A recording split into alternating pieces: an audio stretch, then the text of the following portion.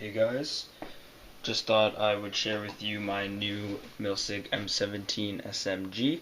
I'm just going to do a quick unboxing of it and some parts and upgrades I think would work well with my marker and what my setup would probably be. So when you first get your marker, you want to open it up.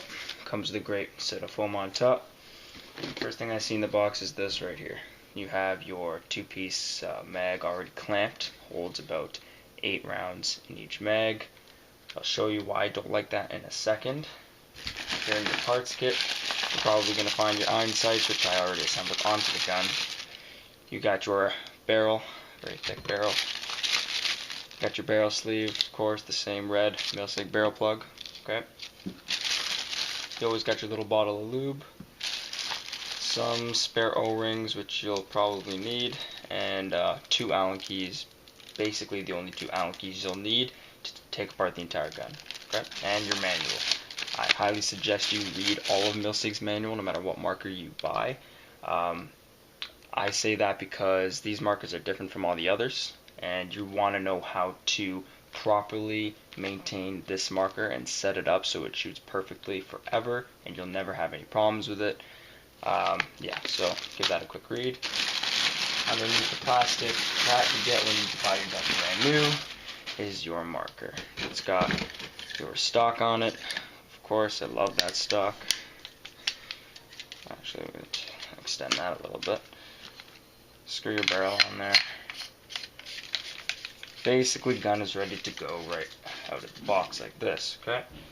And you got your mag. You want to extend that out when you put your mag in.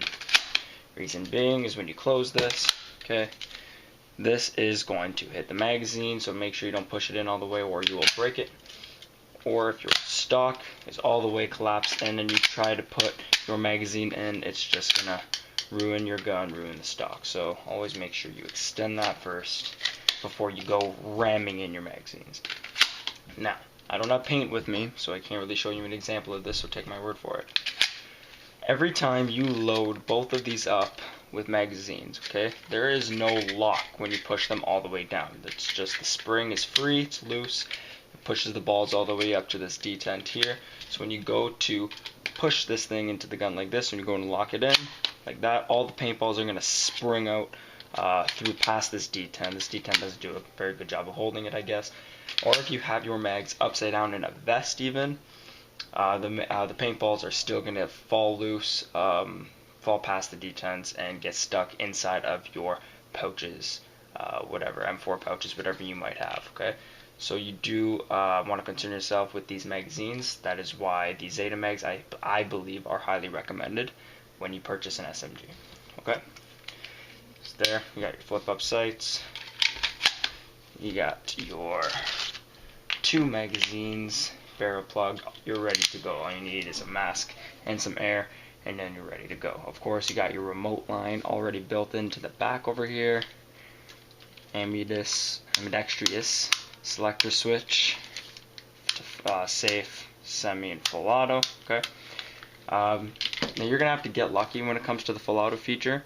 It says in the manual how to properly tune and adjust it. To make the full auto shoot wonders, but mine, for example, out of the box did not come out that way. So if you did want to make your full auto shoot nice and smooth and you know, not chop and clunky at a time, or if it doesn't shoot at all, this is the reason why it's in your manual. You have a little tiny screw on your trigger. You're going to want to unscrew that screw, and then there's a bigger screw just inside, on the inside part of the trigger. You're going to want to screw it in and out a few times. I forgot the exact way to turn it. Just look in the manual to properly figure out how to adjust it. You're going to have to look back at that. But basically, if your gun starts to shoot one way, you want to screw that screw in one way. If it starts to shoot like a different type of way that it tells you, you're going to have to screw it the opposite way. And you're just going to have to keep test shooting it over a chronograph. It has to shoot over 240 feet per second, but under 300 feet per second. That way, your gun, I guess, is going to have enough air, or have enough air pressure to make the gun shoot full auto. So always, try to keep it above 240 and under 300. So you want to keep an eye on that. Okay, so now what we are going to show you how to do is take this back piece apart. That comes basically your remote line adapter here. We're just going to use the Allen keys that Milsig gave us. Here I'm going to show you how to install 13 CI through the back of the gun. Okay, so you're going to unscrew that screw. Be very careful when you take this off. When you take this part off, okay, you are going to have this tiny little washer on the back of it. Do not lose that. You're going to need that, okay? And that is when this comes off, and then you have your remote piece here, okay? So you're going to want to unscrew that. There that goes. And then you can, give me an example here. You can screw this 10 CI, with mine in this case a 13 CI, right to the back of the marker. Doesn't have much air in it, so I can't really show you too much with this gun, but here. I'll just show you what this looks like once you put that stock right back on there. And there you go. Now with a 13 CI, it is going to be a little bit longer, but it is what it is. So there you go. I would say it's almost the length of the actual gun. So it is going to feel in your hands. Oh, there you go. I'm shooting. I'm running out of air, so I can't really show you my full auto right now. Okay, so let me just pop this off. Unscrew this guy.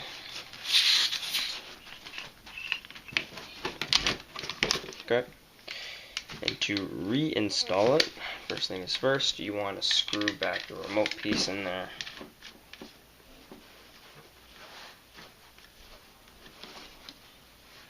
You want to put back your remote line adapter there. Just be careful, place that washer at the very top of it, and then place the last connecting piece right on top. Get that screw, it's only one screw really, and screw that in hand tight. Okay, you can put your stock, whatever you need, back on there.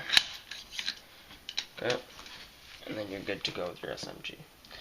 Now if you wanted to maintain it, of course, you definitely can. You can just take the whole lower derp section off, or you can use the old school way and take out the two butterfly pins, take out these two cotter pins here, and basically the whole rear piece is going to fall right back.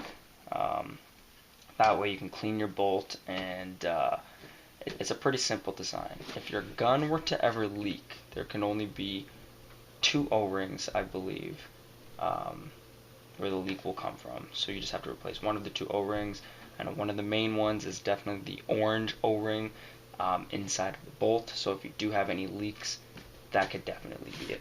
Okay. So now if I were to upgrade this, one of the first things, of course, I would do is change out the barrel. Stock barrels on most markers, at least, if you're not paying a whole lot for a marker, you're probably not getting the best barrel. This barrel I'm going to get rid of. It's an okay barrel, but I'm just going to put an 8-inch kill house on it with a 7.5-inch mock suppressor, because it is an SMG submachine gun, and suppressor's just like badass. So there you go. What else would I do? I can put an optic, any of these red dots in there. There's one red dot I could put. This is an open red dot. That would look pretty badass right there. Or what I can do is put this more closed scope red dot. I'm just going to put that on there. Just makes it a little bit easier for myself. Just with my hands. Iron sights. I do have now Magpul iron sights I can put on them, but that's just going to take up time, so I'm not going to. But these I can put on there. Great backup sights. I do like the look of these more, and the feel and the use of these Magpul sights more than the actual Milsig iron sights. So that's just me. I've got, I believe this is a Gen 2 tactical mod buttstock. It's an air-through buttstock. So of course I can screw this into the rear of the gun instead of having this stock here. But what I do like about this stock here is that when I wear my mask, I can look through the sights, I can look through any optics that I have without having to put a riser on it. The mask doesn't get in the way. I can easily rest my cheek right here and freely, with ease, look right through my scope. No having to tilt the gun to the side or putting pressure on your gun and fiddling with it and getting all frustrated.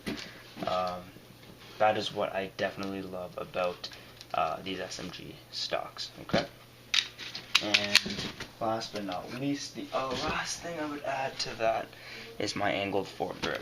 I can put the angled foregrip right here, but again, it is a little bit of a hassle because I have to take apart this and then unscrew this and slide it on. So for the sake of the lengthy video, okay,